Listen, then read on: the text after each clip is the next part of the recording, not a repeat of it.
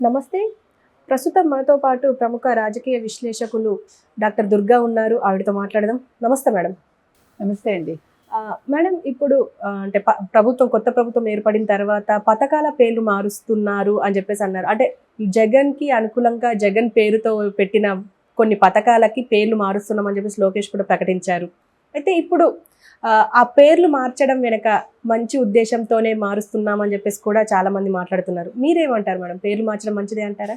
తప్పకుండానండి. ఇప్పుడు జగన్ ఏమన్నా జగన్ జేబులోంచి ఇచ్చాడా డబ్బులు? ఆ!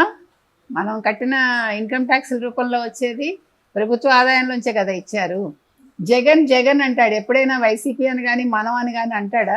అసలు ఆ ప్రస్తావనే తేడు. ఎవరిని కలుపుకోడు. జగన్ ఏమన్నా దిగొచ్చాడా? జగన్ ఏమన్నా అదేంటది దేవుడా? కాబట్టి ప్రతిదానికి జగన్ పేరు అవసరం లేదండి. ఇప్పుడు మీరు చెప్పినట్టుగా మొట్టమొదటి చూసుకుంటే మొట్టమొదటిది అప్పుడు జగన్ ఏం పెట్టాడండి? జగనన్న అమ్మ ఒడి తల్లికి వందనం, జగనన్న విద్యా కానుక. ఈ జగనన్న ఇచ్చాడా? మీరు చూశారు మొన్న ఈ కొత్త ప్రభుత్వం వచ్చాక ఆ పిల్లలకి ఇచ్చే బడి బ్యాగుల మీద జగన్ ఫోటో ఉంటే కూడా డబ్బులు వేస్ట్ చేయొద్దు, అదే పంచమని చెప్పారు చంద్రబాబు నాయుడు గారు. సో నిన్న లోకేష్ అనౌన్స్ చేశారు ఇది. ఇప్పుడు ఈ పేర్లు మారుస్తున్నాం మేము అని చెప్పి. ఇది హర్షించదగ్గ విషయం అండి. ఇప్పుడు వాళ్ళు ఏం పెట్టారు? సర్వేపల్లి రాధాకృష్ణన్ విద్యార్థి మిత్ర అని పెట్టారు. ఎంత బాగుంది. సర్వేపల్లి రాధాకృష్ణ ఎంత గొప్ప వ్యక్తి ఆయన.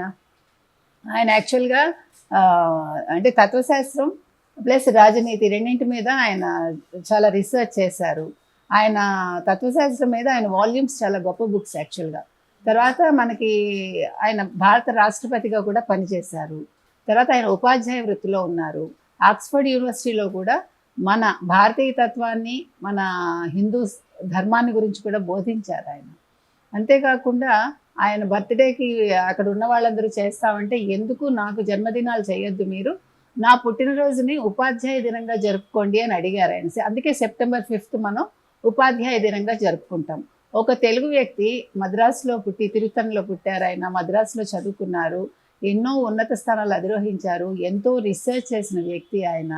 ఆయన కంపారిటివ్ అంటే తులనాత్మక పరిశీలన చేసిన వ్యక్తి ఆయన ఇందులో తత్వశాస్త్రంలో. కాబట్టి అటువంటి వ్యక్తి పేరున పెట్టడం అనేది చాలా సమంజసం అండి. అదేవిధంగా ఇంకొక పథకం తీసుకున్నామంటే మనం ముఖ్యంగా జగనన్న గోరుముద్ద. జగనన్న గోరుముద్దలు పెడతాడా వచ్చి? జగనన్న ఏమైనా ఇస్తున్నాడా? జగనన్న గోరుముద్ద ఏంటండి? డొక్కా సీతమ్మ మధ్యాహ్న బడి భోజనం. ఓకే, మన బడి నాడు నేడు, మన బడి మన భవిష్యత్తు, స్వేచ్ఛ బాలికా రక్ష, జగనన్న. అది తర్వాత వెళ్దాం.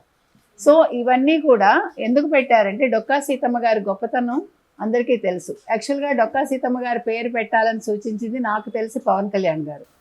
కాబట్టి ఆయన మాటకు కూడా విలువిస్తూ డొక్కా సీతమ్మ గారి పేరు పెట్టడం చాలా సముచితం అండి. డొక్కా సీతమ్మ గారు మండపేటలో పుట్టారు. ఆవిడ లంకల గన్నవరం అంటారనమాట.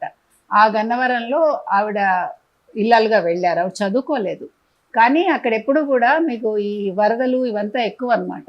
ఈ అంటే న్యాచురల్ కెలామిటీస్ అంటాం కదా, అందుకోసం ఆవిడ అక్కడ ఉండే పేదలకి ప్రతి ఒక్కళ్ళకి నిత్యాన్నదానం చేసేవారు.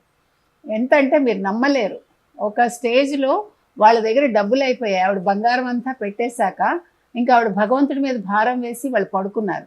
పొద్దున్న వాళ్ళ పెరట్లో వాళ్ళకి లంకి బిందెలు దొరికితే ఆవిడ చివరి వరకు దాన్ని అంటే ఆ నిత్యాన్నదానం చేశారు. తర్వాత వాళ్ళ కుటుంబ సభ్యులు కొంతకాలం కొనసాగించారు, కానీ వాళ్ళకి ఆర్థిక స్తోమత లేక ఆపేశారు అప్పట్లో. కాబట్టి అది కింగ్ ఎడ్వర్డ్ 7కి తెలిసి లండన్లో ఆయన ఏదో వార్షికోత్సవ వేడుకలకి ఆవిడ ఢిల్లీ తీసుకురమ్మని అడిగారు. అడిగితే ఆవిడ, నేను రామ్ నాయన, ఇట్లాంటి వాటికి నేను సేవ చేసేది ఇలా గుర్తింపుల కోసం లేకపోతే సన్మానాల కోసం కాదని ఆవిడ వెళ్ళలేదు. వెళ్ళకపోతే ఆయన ప్రధాన కార్యదర్శి మెడ్రాస్ నుంచి అతను రానివ్వకుండా ఈవిడ ఫోటో పెట్టి, ఆవిడ కూర్చునే కుర్చీలో నా ఫోటో పెట్టి ఆయన చేశాడు ఆ వేడుకలు. అంటే ఆవిడకి అంత గౌరవం ఇచ్చారంటే మనం అనుకుంటాం అన్నం పెట్టడంలో ఏముంది అని. అన్నదానాన్ని మించిన దానం లేదండి, అన్నం పరబ్రహ్మ స్వరూపం అన్నారు. కాబట్టి ఈరోజు డొక్కా సీతమ్మ గారి పేరు పెట్టడం అనేది చాలా సముచితమైన నిర్ణయం. ఎందుకంటే ఇప్పటికీ ఆవిడ విగ్రహం అక్కడ పెట్టారు, అక్కడ ఆనకట్టకి ఆవిడ పేరు పెట్టారు. ఆవిడని తెలియని వాళ్ళు లేరు. పాఠ్యపుస్తకాల్లో ఇదివరకు మేమందరం చదువుకున్నాం ఆవిడ గురించి, మాకు పాఠం ఉండేది ఆవిడ గురించి. కాబట్టి ఈరోజు తెలుగుదేశం కూటమి ప్రభుత్వం ఏదైతే నిర్ణయాలు తీసుకుంటుందో ఇవన్నీ కూడా ఎక్కడ చంద్రబాబు నాయుడు పేరు లేదు కదా, ఎక్కడ లోకేష్ పేరు లేదు కదా, ఎక్కడ పవన్ కళ్యాణ్ పేరు లేదు కదా, అవసరం లేదండి. గుర్తింపు ఎవరికి రావాలి? పథకాలకి రావాలి. పిల్లలు సుఖపడాలి. పిల్లల కోసం చేసేదానికి వ్యక్తిగత పేర్లు, వ్యక్తిగత పూజలు అవసరం లేదు. వ్యక్తిగా మనం ఎదగక్కర్లా. మనం చేసే మంచి పనులు మనకు గుర్తింపు ఇస్తాయి.